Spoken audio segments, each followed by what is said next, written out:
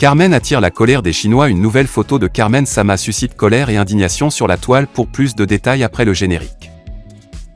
Avant de commencer, n'oubliez pas de vous abonner et d'activer la cloche de notification car cela va vous permettre de ne plus manquer à nos prochaines vidéos. C'est parti!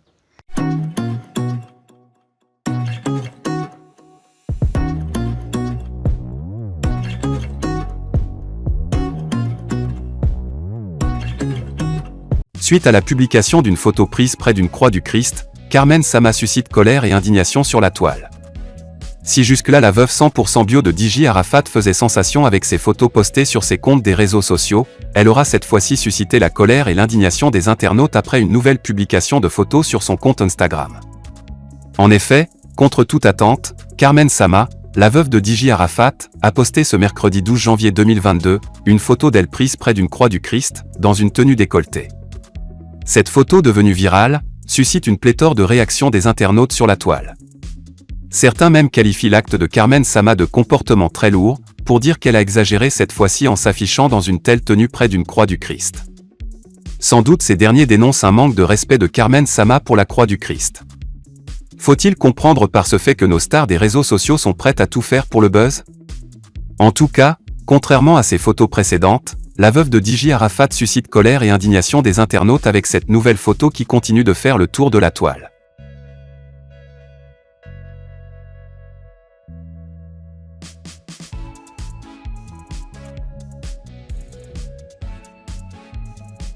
Le showbiz en danger, le boss Mollard annonce son retour au devant de la scène musicale après 2 ans d'absence. Il a été l'un des concepteurs de cette musique tant appréciée aujourd'hui dans le monde entier, qu'est le coupé-décalé. Mollard inter-artiste est aussi incontestablement l'acteur le plus influent du showbiz ivoirien.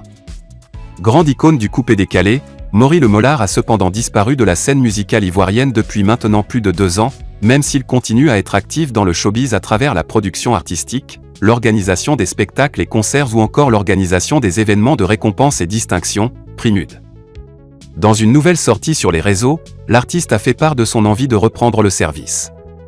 En effet, dans une publication postée sur Page en ce jour, le patron du M Group a annoncé qu'il allait frapper dans pas longtemps avec une nouvelle sortie.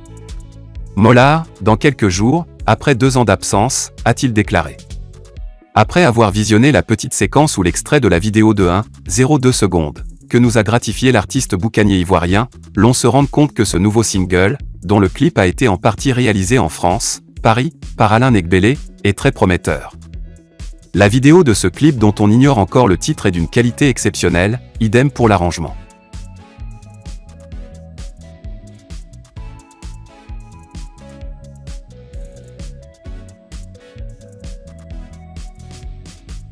Deuil, Max Alain Gradel a perdu son père.